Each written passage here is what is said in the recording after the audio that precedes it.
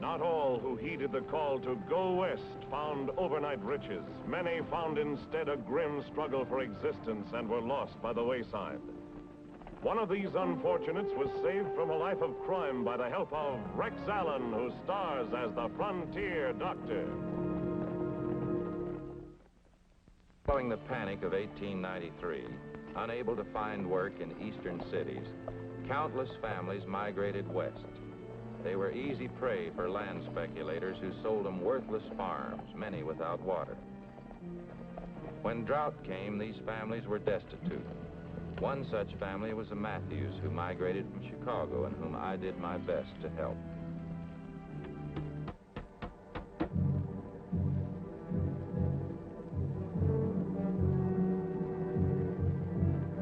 What are you doing?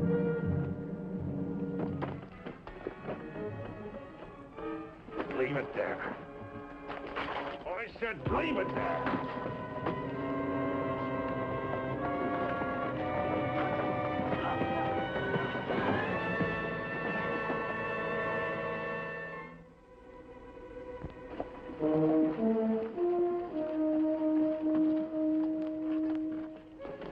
What's going on here? Lousy Eastern kid. I was just doing what I was told, and this kid came running out of the house and tried to tear down this sign. All right, put your gun away. Come on, Mike.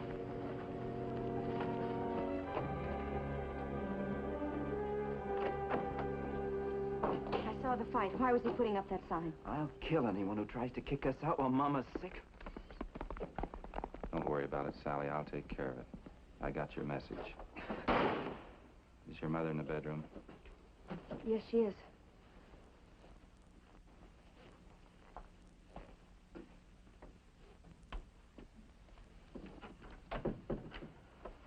Hello, Mother Matthews. How are you? Oh, I'm just fine, thank you. Oh, it's the doctor. Oh, I'm just fine. She had trouble focusing and recognizing me just then. Does she have the same problem with everybody else? Yes, doctor. Still complaining about those severe headaches? Yes, she is. Pulse rate's very rapid.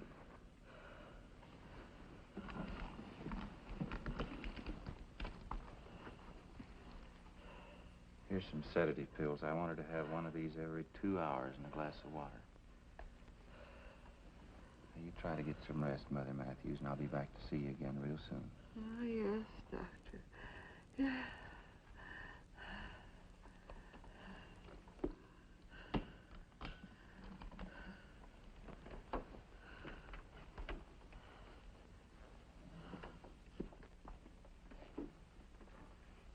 I'm afraid I have bad news for you.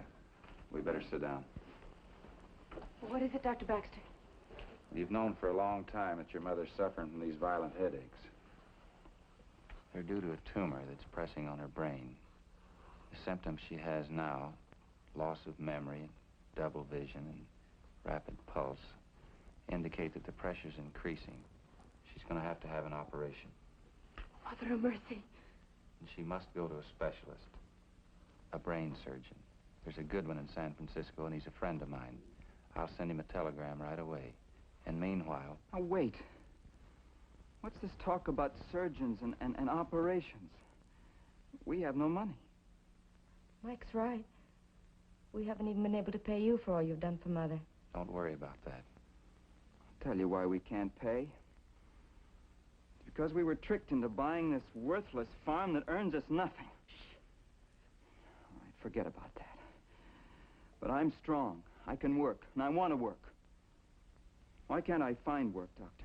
The drought's been rough on everybody, Mike. You know that. There's another reason I can't find work, Doctor. It's because we're Easterners. They hate us. To my face, I've been called dirty Eastern trash. Yes, I know there are people in the valley who talk like that, but time will change their minds, Mike. How much time, Doctor? Mike, please. Don't shout at the doctor. It's not his fault. It's all right, Sally. Your mother still has to see a specialist. The Before she can make the trip, she'll have to be built up physically. We'll do what we can. I'll pay something towards your taxes and your mortgage, and I'll be back to see your mother real soon. Goodbye, Doctor. Goodbye. And thank you. And try not to worry.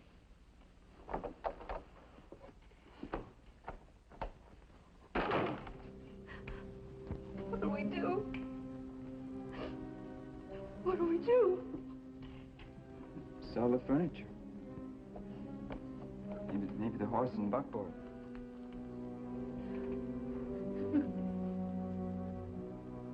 It's money.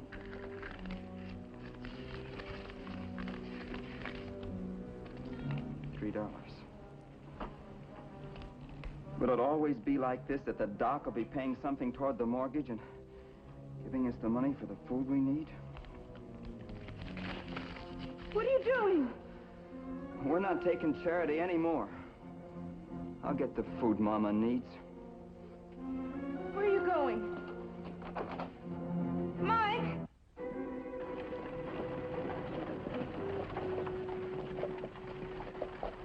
Well, Doc, what you doing out here? No sick folks in these parts? You spare a minute, Cleet? Why, sure. What's the trouble?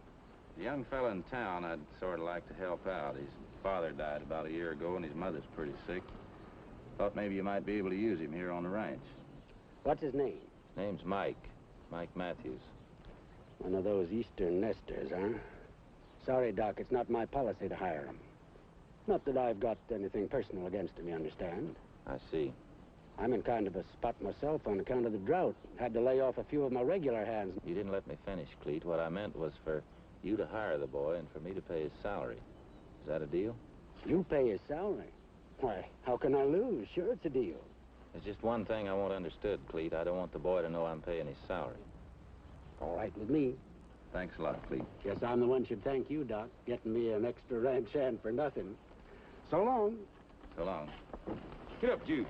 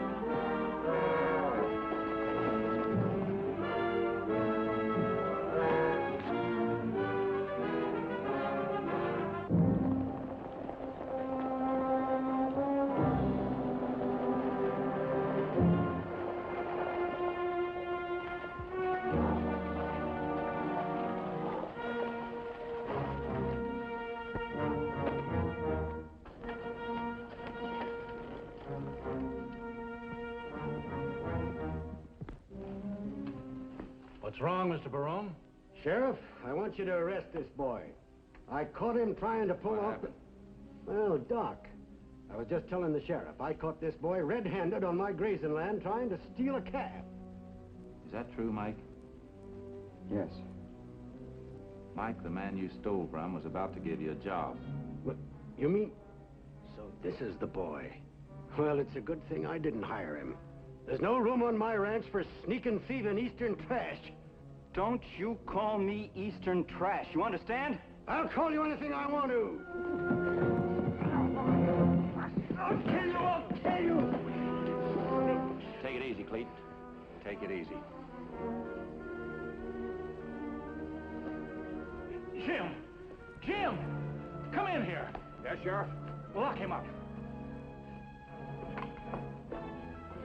He was upset, Sheriff. He didn't know what he was doing. His mother's been sick. He must have been stealing for her. His mother's been sick. Is that why he attacked me? Stealing cattle carries a stiff penalty. $150 and 30 days in jail. Well, you can't do that to the boy. Book him, Sheriff. I'm pressing charges. In that case, I'm going to ask that he get a jury trial. I think there's extenuating circumstances in this case, and I think somebody should know about it. How soon can the case come to trial? Well, there's a circuit court meeting over in Elkton. If it's agreeable with you gentlemen, I'll put him on the docket tomorrow. Suits me fine. How about you, Doc? I'll be there. All right, I'll have the boy taken to Elkton the first thing in the morning.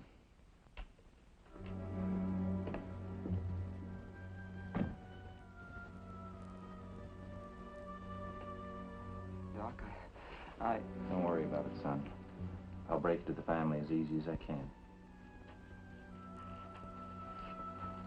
You ought to be proud of yourself, boy.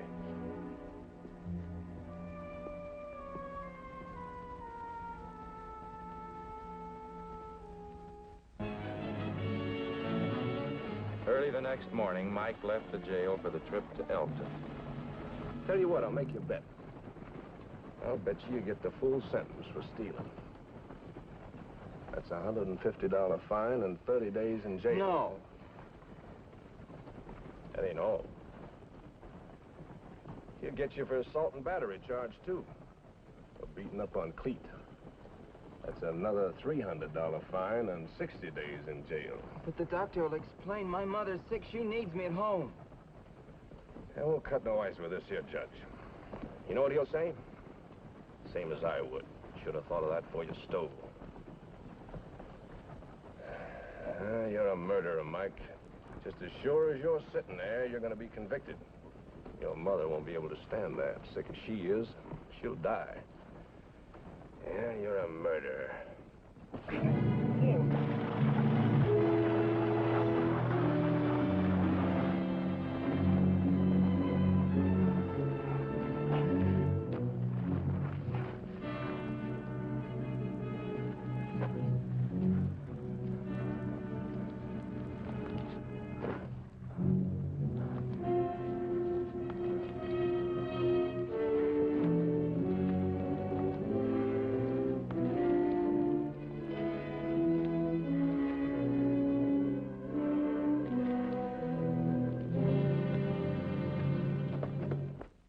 I learned that Mike had started on the road to crime and was sending money to his sister and mother.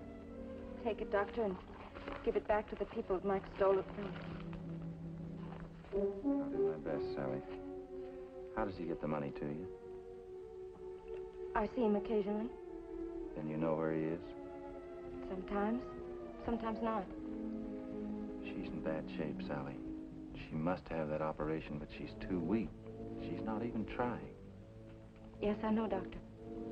The food I brought for her. She won't eat. She doesn't care.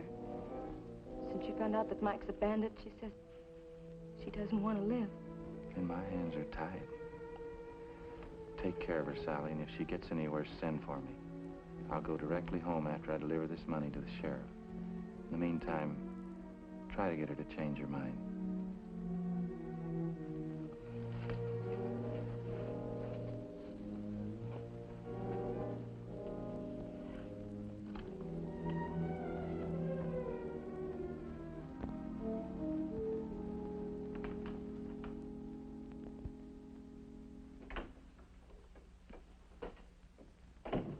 Oh, hi, Doc. Morning. Yeah, there's been another holdup. Mike? I'm not sure. Wasn't positively identified. But Cleet's madder than a bull. Threatens to get my neck. Well, you're doing the best you can. Yeah, but the boy's learned fast. He's slippery as a mountain lion. I came in to give you this. Some money Mike gave his folks. They don't want any part of it. How'd he get it to them? He's been seeing his sister.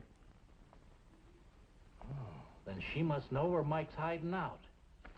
I could bring her in and question her. She's his sister, remember? And she's made out of pretty strong stuff. I don't think it'd do you any good. Yeah, I guess you're right, Doc.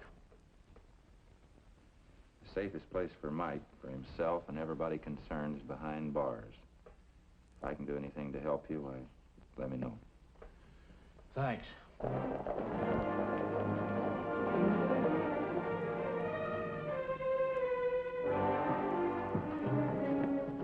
Still talking it up for that lousy Eastern boy, Doc? I only want to see justice done, Clete. Exactly what we're going to tell the sheriff, right, men?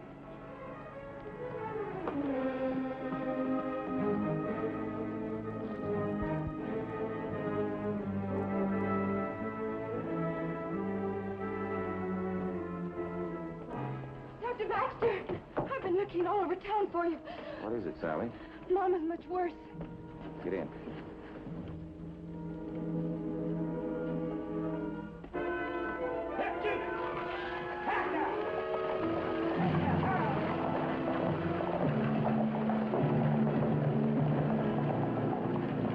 While Mother Matthews' life ebbed away, a stormy argument was nearing its end in the sheriff's office. I'm tired of arguing, Sheriff. Are you going to deputize us or aren't you? All right, Cleet. You've got me cornered. If I don't, you'll go gunning for the boy anyway, and I haven't got enough men to stop you. You men are all deputized. All right. Let's get over to the Matthews shack. Well, all you'll find there is a young girl and a sick old woman. That's right. And I bet you both of them can tell us where the boy's hiding out. You coming, Sheriff? Yes. I may at least be able to keep you from roughing them up.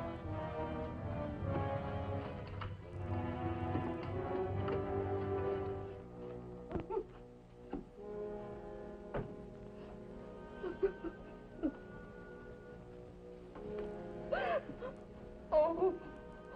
Have courage, my daughter. I'll make the funeral arrangements, Doctor. Thank you, Father.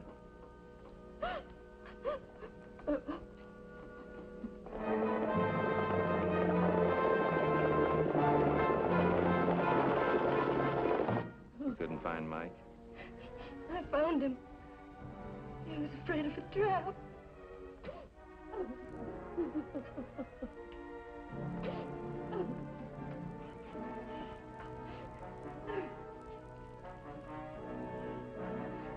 Mike, don't go in there. Oh, Mike. Mama's dead.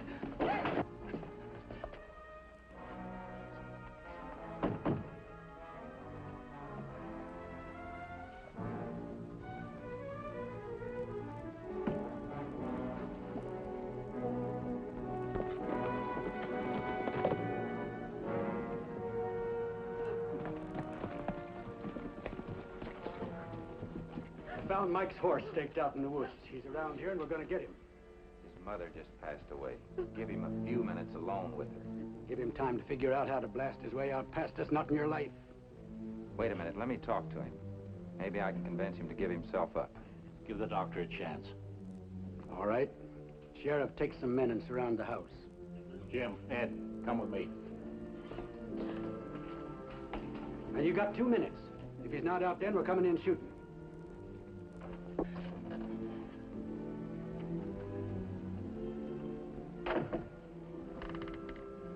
Did you hear? Yes? Then you'll walk back out into that room with me. Doc, I'll run out. With this blazing. You'd be dead halfway across the living room. Maybe so, but some of them, they'll be dead too. Listen to me, Mike. Your decision to live by the gun killed your mother. It brought misery to your sister and unhappiness to everyone around you. Now stop it. Give yourself up. Oh, no, Doc. I've broken the law too many times. Not that I wanted to, but it ran me crazy to see Mom and Sally starving. They think I killed Deputy Trench. Well, didn't you? No. What happened? We fought, fell out of the coach. He hit his head on the wheel and broke his neck. But I'm Eastern trash, Doc. They won't take my word for it.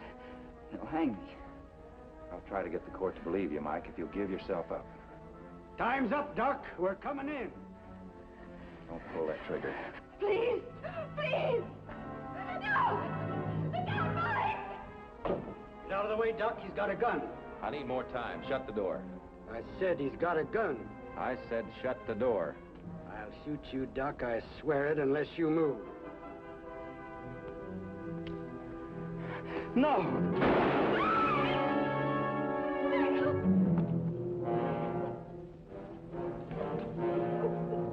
You've done your work, Cleet. Now get out of here. You get the medical bag, Sheriff? Yeah, sure, Doc.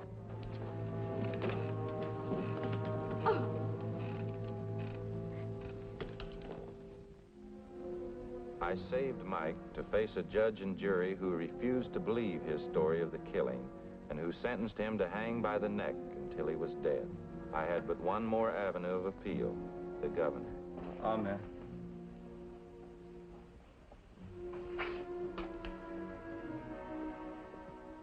Is that all, my son? Yes, Father.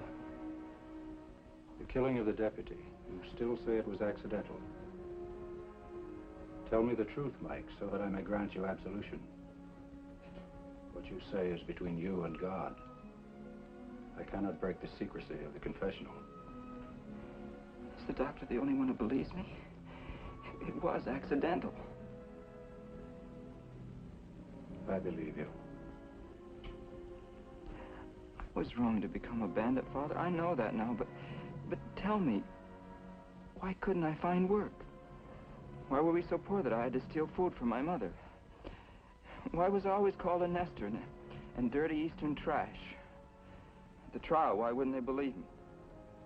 If I knew some of the answers, maybe I could die a little more happy. If there were answers, maybe I wouldn't have to go to the gallows. There is but one answer to all your questions, Mike. Trust in the wisdom of God.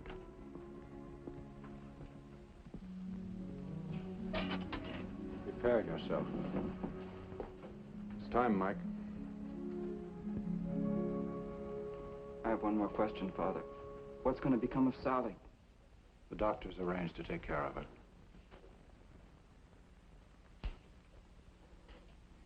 I'm ready, Warden. So young. So very young. I know.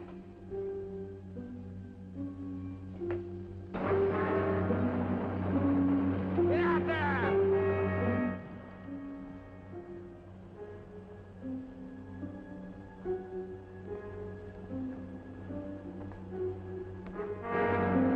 Get down!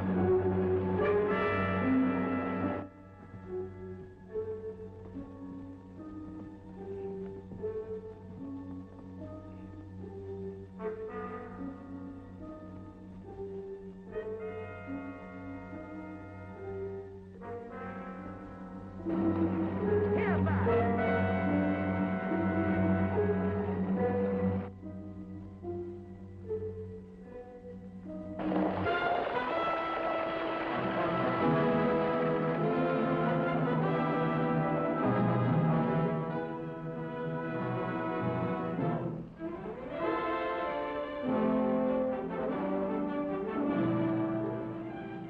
Read this, Warden. This document is from the governor. Because of extenuating circumstances brought to his attention by Dr. Bill Baxter, he has seen fit to order for Michael Matthews a new trial. Maybe I was wrong, Sheriff. Maybe I was wrong.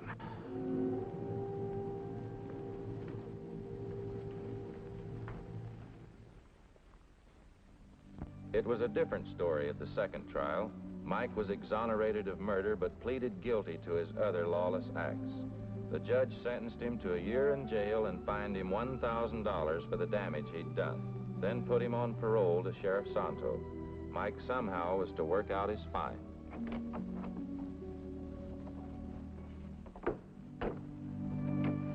Packing? Yes. You see, I thought that I would stand a better chance of getting work back east so that I could help Mike pay his fine. That the only reason, Sally?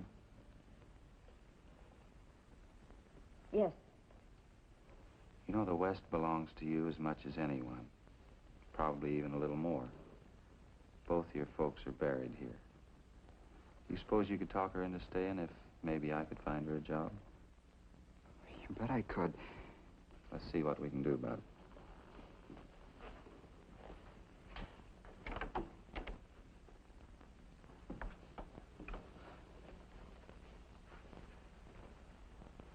Mike, I've been doing a lot of thinking since your second trial.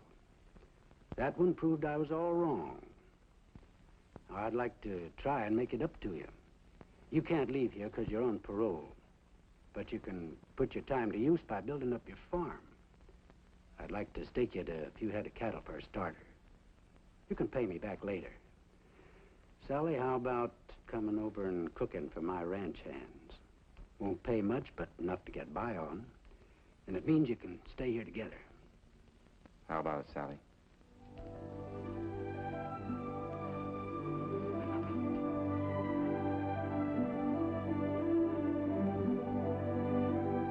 Through Cleet's help, Mike became a successful rancher. Not long after, Sally became the bride of one of Rising Springs' leading citizens. That was a day I'll never forget.